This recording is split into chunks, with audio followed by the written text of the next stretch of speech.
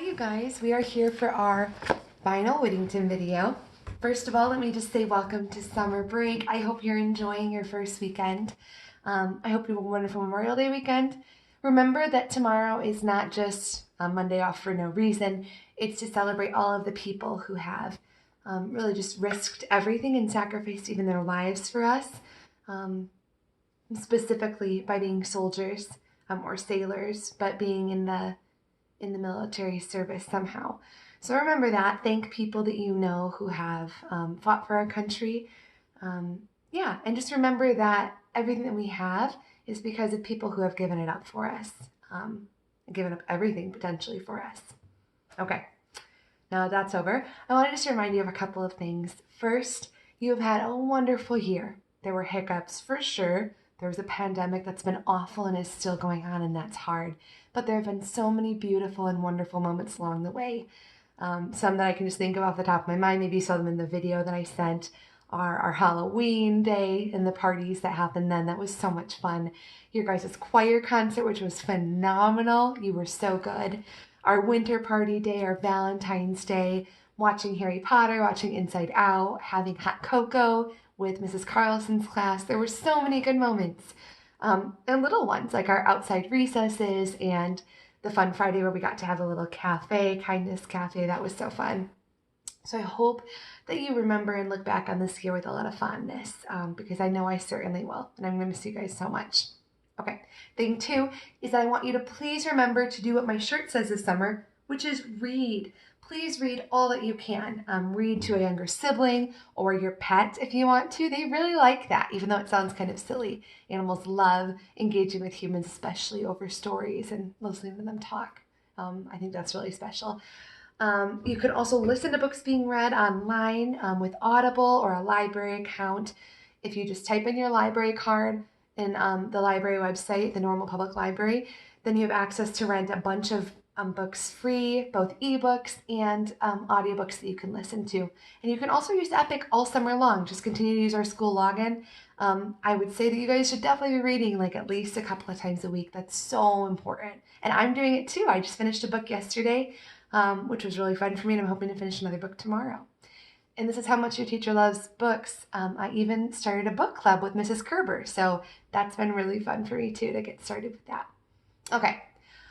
All other things aside, with no further ado, we are going to wrap up Whittington. Just so you know, this video will be about 30 minutes long because that's about how long we have left to read. But if you can stick with me, we're going to wrap it up today. Okay, chapter 38, A Token for Mary. The story, they shouted. Whittington jumped up to his storytelling place. Dick sailed from London in the cog Unicorn, with Will Price, the cat, a rich cargo, and a crew of 20. Their sail bore Sir Lewis's sign, the green stripe across the top. At the top of the lead halyard they flew the red cross of St. George. Dick carried with him the charts Sir Lewis had gathered from the captains and the Marco Polo book. Sir Lewis had not wanted to give it up. He read in it every day. When Dick said he wouldn't go without it, Sir Lewis stared at him for a long moment. Then he nodded slowly and wrote on the inside cover, "For Richard Whittington, his vade mecum," which means the book he kept beside him for daily use. Dick wasn't himself the first weeks out. His face was hollow. He went about like a sleepwalker. But they had clear sailing, and this time he wasn't seasick. Gradually the sun and chores on shipboard got him out of himself. After a while he could hear his cat again. She said, "It will all work out." They made for Palermo in Sicily, where Greeks, Phoenicians, and Romans had traded for 3,000 years. Palermo was a hive, one of the major ports of the world, with ships in from Africa and the East every day. Dick hoped to learn about rhubarb and lilac and other new things there, and trade for goods and commodities unknown in England. He'd picked up enough Italian and Arabic to make his needs known. He was used to speaking with sailors and dockhands from all over the world in the universal language of single words, figures, signs, and gestures. Sailors knew things before they got marked on charts and written in books. As they approached Palermo, the sailors watched for the gold, square sea mark rising against the mountains over the port and the dark green orange groves. Their ship bore straight toward it, the gold square of Montreal, the ancient church built by an Englishman. Shortly after they docked, Will came down with a wasting fever that made him sweat and shake and turned him yellow. It would let up for a few weeks, then surge back. He looked like a skeleton. Marsh fever, it was called back then. Today, we know it as malaria. Dick was sure it would kill Will, and Will said as much. Dick knew without being told that Will wished to die with his family around. He arranged for the captain to take him home in the Unicorn. He gave the captain a blue silk shroud to use if he had to bury Will at sea. Here we have a picture of the ship. I believe that is Dick on their way there. That's the Unicorn. You can see the flags they talked about, the flag of St. George and the flag of Sir Louis. Oh, and also something I didn't notice before, the reason it's called the Unicorn, or perhaps they gave them this after they named it the Unicorn, but that is a unicorn on their mast. Or actually not their mast, I'm not sure what that's called. I think it's the prow of the sea, of the boat, the ship. Dick told Will he was sending him home. The two men embraced. "You were my first true friend," Dick said. He didn't try to hide his tears. Will smiled through his. "You've been a good friend to me, boy, almost kin, like I told old Radish Face you was. Didn't we give him a time?" While the captain hurried to provision the Unicorn for her return voyage, Dick found traders who had lilac and other strange plants to delight Fitzwarren. One was rosemary, popular in Sicily for flavoring roast meats, but not yet grown in England. Nobody had live rhubarb. Small quantities of dried roots were available, but no seeds. It was late January, the time of year when the wild white narcissus blooms on the Sicily coast. Its blossoms are the size of snowflakes. Their sweet scent fills a room. Dick spent days gathering bulbs for Fitzwarren. He wrapped the bulbs, lilac roots, and other rare plants tight against weather and salt spray and put them in Will's care. He traded the Unicorn's cargo of woolens and salt for its value in spices, wine, olive oil, cotton from Egypt, sandalwood, which was prized for carving and incense, tamarind, peacock feathers, saffron, pieces of carved ivory and jade, and a small sack of pearls. The spices in their sealed casks were the most valuable part of the cargo. Salt was one preservative at that time. Spices were a welcome alternative. Used alone and in mixtures, they were prized because they held off bacteria, fungi, and parasites, and masked the scent of rot. Clove, nutmeg, cinnamon, mace, and ginger brightened all sorts of foods. 2 days before the ship was to sail, the cat told Dick, "Send home a token from Mary with this message. If you don't know me, you know nobody." "Send her a token?" Dick exclaimed. "If you don't know me, what does that mean? How would it look? What would Sir Louis say? She's probably a married woman now." He broke off. "Go to the shell carvers," said the cat. "They are famous here. Tell them as best as you can what she looks like, her coloring, the shape of her head, her particular nose, the way her chin curves. Have them carve her face in a fine piece of shell. Don't sign the note. She will know who sent it." "But why? Go quickly," the cat said, and then she disappeared. Safe in the captain's cabin, tucked among the plant parcels for Fitzwarren, there was a small box tightly sealed in parchment. When Fitzwarren unwrapped it, he read, "Pray, friend, have this delivered to Mary with no hint from whence it came." Inside the box was a cameo, an oval of seashell carved in the image of the young woman's face. It was framed in gold with a clasp. It was wrapped in the note the cat had dictated. "If you don't know me, you know nobody." Chapter 39. Gent arrives. Early one morning there was a strange honking over the barn, a sound no one had ever heard before. The lady half flew out of the barn, uttering yawps that were altogether new. A brown and tan duck called and circled and finally landed on the pond. He came to shore to meet the lady, moving his head from left to right, bowing and singing. When she murmured something in response, he turned and invited her to meet him on the water where they could be private. She sailed out. For hours they clucked and honked at each other. Then they billed and twined necks. From that day on, they were inseparable. The lady introduced him to the barn. His name was Gent. He was polite but shy. Somehow he'd gotten separated from his flock. There was no asking if he could become part of the family. The lady said they were meant for each other. So that no asking if he could become part of the family, that doesn't mean that they decided he couldn't be part of the family. That means they didn't have to ask because he was just immediately a part of it. Gent was not much for conversation in the barn. He'd come in when Bernie put down the sweetened grain. Then he'd be off to swim and waddle along the pond margins, eating shoots. He said he came from the south, where winters were mild and all the ducks returned at year-end. That puzzled the lady, but she let it go. Within a month of his arriving, she laid her first egg. A week later, another egg appeared, then a third. The kids found them on their daily hunt for bantam eggs. The duck eggs were twice as large. Gent and the lady spent their days sailing the pond, carving long, languid sweeps through the green weed that dotted the surface, pulling up delicious roots, chuckling and grunting to each other. She gave him all her attention. She didn't ignore Whittington. She just didn't have time for him anymore. Whittington didn't have a best friend now. Not anymore. He felt like Dick's cat felt after her master fell in love with the girl in black. Only at dusk would the lady come inside. Gent stayed out. He could fly in an emergency. She could not. The cat still slept beside Lady by the barn door, but her conversation was all about Gent and life on the pond. Bernie said a few eggs should be left for the bantams to brood. The chickens were eager to settle on their eggs. Despite her maternal instincts where Theo the goat was concerned, the lady ignored hers. Abby tried to get a bantam hen to sit on one. It was too large to be comfortable. She couldn't keep her balance. On an inspiration, Ben tucked 2 duck eggs in the rabbit hutch. Blackie was a full-sized hen. She was delighted to have eggs to brood. She hopped and bustled and took them on as her own.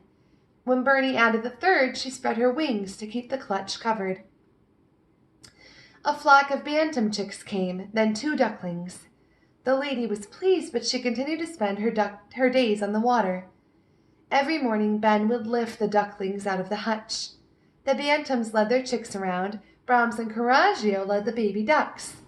They taught them preening, how to drink, the wonderful things to be found in the dung heap, everything about dust baths. Blackie watched and fretted.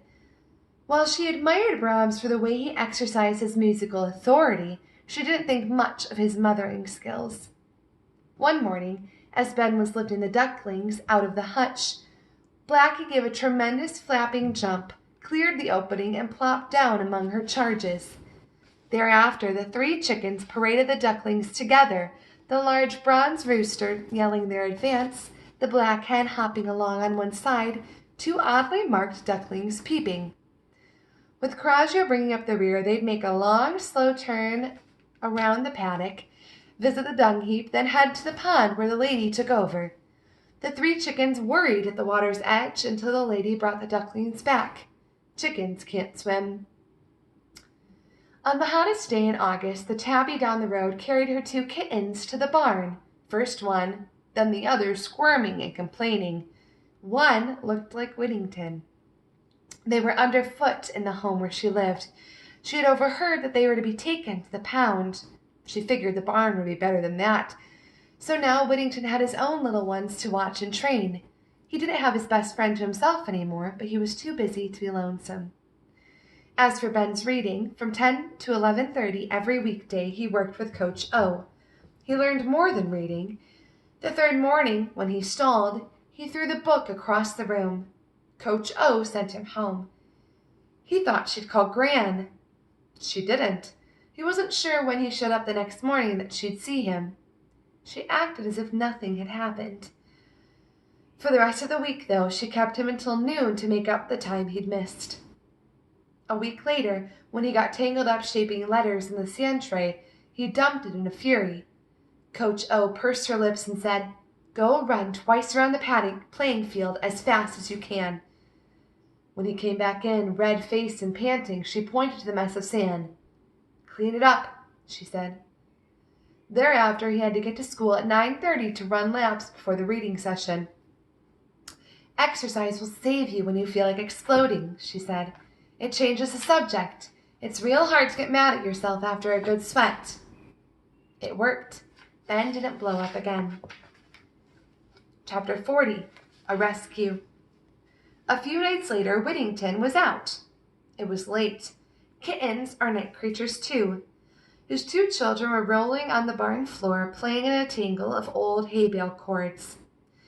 Bales were piled above the kittens. A loose cord dangled. One bale wasn't stacked tight like the others. It was balanced to make it easy for Bernie to pull it down in the morning. The kittens wrapped themselves in the tangle on the floor and fought over the dangling cord. They pulled the bale down. They saw it coming and jumped aside, but it fell on the tangle, snagging one of the kittens. A cord was looped tight around her throat. She lay choking on the barn floor. The horses gave the alarm. The lady rushed over and pecked at the cord. She couldn't loosen it. "Rats!" she yelled. "Help! Rats, help!" The old one came running. He saw how it was and started to gnaw and pull at the strangling cord. Finally, he severed it and freed the kitten. She lay panting on the barn floor. The lady looked her over. "She'll be okay," she said. "Just lost one of her 9 lives. Thanks, Rat." "Tit for tat," said the old one. There's another picture we have of the kittens with all those cords on the floor and lady. Chapter 41. Dick's cat is lost at sea. Abby and Ben came to the barn twice a day, first with Bernie for the morning feeding at 5, then on their own on bikes in the afternoon for the cat story. It was hot in the barn, but that's where they wanted to be. Jen stayed out in the water. The lady came in with her ducklings. The bantams and the chicks were there, the roosters, Theo and his mama, the 2 horses. Whittington's kittens watched as he leapt up to his storytelling place. There was a large crowd looking up. At Palermo, Dick chartered a caravel to take him east to Constantinople. Although the caravel was newer and sleeker than the Unicorn, they barely made it. A squall in the Dardanelles smacked the ship so hard her masts snapped. The sailors who were trying to furl the sails were swept overboard. The deck was a mess of splintered wood, torn sail, and tangled rigging. There was no sign of the cat. No one saw her go overboard. She'd been on deck moments before. She wasn't steady on her feet. She could not have withstood the rush of wind and water that heeled the ship so far it nearly capsized. Dick combed the wreckage, looking for her. There was no trace. In his bunk she'd left 2 mewing kittens, newborns. Their eyes weren't open yet. Had their mother been on board, she would have made it to them, no matter how injured she was. That's the way it is with cats. One of those kittens was my forebear. He'd lost Mary and Will, and now he'd lost his cat, but he was too busy staying alive to think much about his losses. He went to the side of the ship and untied the blue silk he wore around his neck. He wiped his face and tossed it overboard as a token for the cat. There was nothing for it but to take his shifts at pumping and help the exhausted crew jury-rig the ship so they could get to port. He remembered one of his grandmother's maxims. Work is the medicine for despair. He worked day and night, taking breaks only to tend the kittens. They weren't weaned, they couldn't drink from a dish, they didn't know solid food. The goats saved them. Wilhelmina and Theo pricked up their ears. The sailors had on board 2 fresh she-goats, which means they had just had babies and were giving milk. The custom among sailors in that time was to drink their milk as long as they gave it, then butcher them for meat. The goats had survived the storm in their tied-down cage. The kittens owed their lives to those goats, and so do I. Dick put some goat milk in a cup, dipped his finger, and pushed it into a tiny mouth. The kittens were starving. Goat milk is rich. It made them strong. As he fed and watched them, Dick told the kittens the story of their mother, everything he knew. As they grew up, what they wanted to know most of all was her name, and how she'd happened to turn up on Sir Lewis's doorstep the afternoon Dick saw her for the first time. He didn't know. As his battered ship crept across the narrow blue strait to Constantinople, Dick looked over to Asia. A person could swim across. The land of Marco Polo lay beyond in a blue glow. It reminded Dick of the moment in his first voyage sailing past Gibraltar and seeing the red haze of Africa. While his ship was refitting at Constantinople, he saw to the opening of the agency there as Sir Lewis and his backers had wanted. That work done, he put the kittens in his pocket and spent days wandering the city. It was the grandest he'd ever seen, a vast walled fortress filled with gilded domes and temples. The chief one, the Hagia Sophia, seemed to be a city unto itself, a huge space under a weightless golden shell filled with pictures made of colored stones. If you Google the Hagia Sophia, then you can find pictures of this beautiful temple. It's one of the oldest religious sites in the world, and it is breathtaking.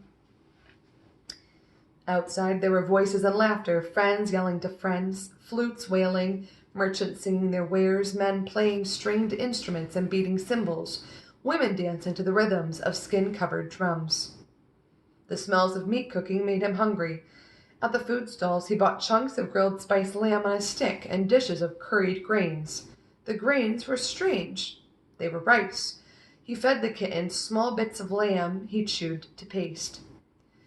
In the bazaar at the Golden Gate he bought a carved turquoise bead strung on a thong of black leather. It was a thin cylinder from Tibet. "A sacred relic," the woman who sold it said as she tied it around his neck. "It will bring you what you desire above all else," she whispered. He bought large woven sacks of figs, dates, and rice, and casks of oil and spices. He walked the docks hunting for merchandise that would sell for a good profit in London. Everywhere he asked for rare plants, especially rhubarb for Fitzwarren. Some knew the dried root, but none had seen the growing plant. From traders to China he heard report of a vegetable curd popular there, a sort of cake called tofu made from a pea. He knew that would quicken Fitzwarren's heart, so he offered a large reward for the pea and the recipe made of the meat from it. No one took it up.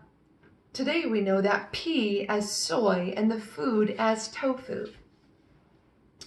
He gathered lengths of Indian silk and cotton cloth. He found bright patterned rugs tied knot by the desert people and implements of bright beaten copper and bronze. From an Afghan trader he bought a handful of gem-shaped orange carnelians for the jewelers in London and chunks of lapis lazuli, the deep blue rock painters grind fine to paint sky. The Afghani had small shiny blocks of gum arabic for sale too, the dried resin of a tree that painters dissolve to use as a medium for the ground lapis. Dick inquired about sailing east across the Black Sea and then going overland south to Tabriz in Persia. After his reading Marco Polo, the name Persia sounded in his head like a poem. He didn't have enough money. What with the costs of chartering or refitting the caravel, acquiring the cargo of trade goods, and establishing the agency, he was almost out of gold and credit. He promised himself he'd try again. On the way home, as his ship passed Land's End at the southwest tip of England, Dick sent word by land to Fitzwarren. A week later, when his vessel finished her reach up the channel and finally got a favorable wind on an inflowing tide up the Thames, his old friend was on the Limehouse wharf to welcome him, like Joseph returned from Egypt. In case you don't know what that reference means, Joseph is a biblical character from the Old Testament, and he was a Jewish man who ended up living in Egypt for a long time because his brothers had sold him there into slavery. And it's a phenomenal story. You could look that up as well if you don't know it. But when he finally returned back from Egypt to where he was from, he was welcomed by his brothers again. It was Dick's 22nd birthday. They embraced and talked for hours in a dark tavern over mugs of warm ale, a joint of roast mutton hot from the spit, black bread spread thick with butter. Dick hadn't tasted butter in months. It tasted wonderful. Fitzwarren had news of Will's dying at sea. Dick told about the squall in the Dardanelles, the agency at Constantinople, the gold-domed temple there, the cargoes. He didn't mention his cat. When he asked about the package he'd sent for Mary, Fitzwarren's face wrinkled. "A month after you sailed, she married the gentleman as was planned. Not half a year on, not far from here, he was kicked in the gut by a cart horse gone wild. He lingered for a few days in agony, but lucid enough to make his last will and testament, giving the church all that he had, including her dowry portion. What does that mean? Abby asked. It means he signed over to the church everything he owned, including the property Sir Lewis gave him to marry her. That gift is called a dowry. It was the custom then for people of Sir Lewis's class to buy their daughters or granddaughters a socially advantageous marriage by settling a valuable gift on the husband. Fathers bargained their children for marriage like they were buying and selling properties. Abby made a face. I can imagine that some of you on hearing that might also make a face. I don't agree with it. It doesn't sound nice at all, and I wouldn't like it for myself or anyone I know, but it was how it was done back then. All of that happened more than a year ago, Fitzwarren said. Sir Lewis took care of Mary after her husband died. When your package arrived, she was still in mourning, so I debated passing it on. I had an idea you'd keep after her, but I didn't think it right. I was going to take the matter up with Sir Lewis. Then I looked at your note again. You asked me to deliver your package. I did so, with my own hand. Not long after, Sir Lewis passed away. They said he was in his 93rd year. He named me as one of his pallbearers. I didn't know he esteemed me so as a friend. If you don't know what a pallbearer is, I hate to interrupt again, but just to let you know, it's someone who would carry a coffin from wherever that person lived or the church to the graveside, and they're called a pallbearer because the coffin was maybe called a pall. I'm actually not sure of the origins. Perhaps you can ask someone in your family if they know. It's a hard thing to learn you were treasured by someone you admired only after he's cold. Fitzwarren shook his head and looked away. Chapter 42, Mary. The next day, Dick sent a note to Mary asking if he might visit. She wrote back, yes. He met her at Sir Lewis's country home in Richmond, the place he'd been walking to in hopes of seeing her when the bells had called him back. She was wearing his token. The carved shell was a startling likeness. He'd gone with his 2 cats. They went everywhere with him. As he sat with Mary in the garden, one cat left Dick's lap and went to Mary's, where it settled as if it had been there forever. There was the fragrance of roses. Dick and Mary talked until the sun went down and moths came flickering. Dick took Mary's hand. It fluttered like a moth. Then it settled into his. He told her about seeing her the first time, the afternoon he called on Sir Lewis after his voyage to Africa.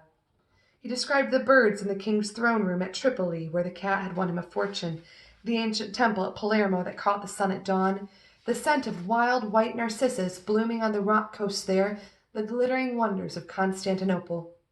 He untied the black thong with the turquoise bead and put it around his neck, her neck. She touched his face gently, tracing his scar. How did you get it? She asked. He told her about riding to London on the land agent's carriage with Will Price. He told her about his grandmother. You didn't say goodbye to her? She knew, he said softly. Mary told him her parents had died of plague before she was old enough to know them, and how Sir Lewis had raised her and arranged her marriage. She told him about Fitzwarren coming with his package. I knew it was from you before I opened it.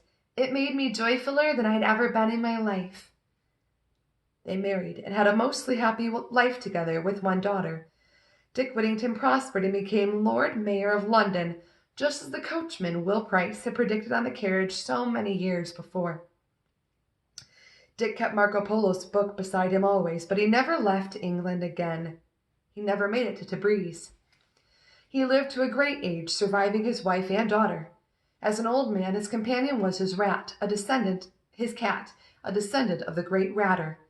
People found it strange that as he and his cat walked together, they seemed to be talking. In his last years, he spent his fortune in a public library, a hospital, and an almshouse for the poor. His biggest project, though, was the one Sir Lewis had dreamed of, laying pipe to carry clean water to spigots in the slums. He is not remembered because he died rich. He is remembered because he gave away everything, and everything he had to give away, he owed to his cat. That's as much as I know, said Whittington. I got the story from my mother, who got it from her mother, up the chain, mother to daughter, all the way back to Dick Whittington's cat. Nobody said anything. As swallows coasted in and out of the barn, the silence in that heat was like sand falling. We have 3 short chapters left. Chapter 43, Ben's Triumph.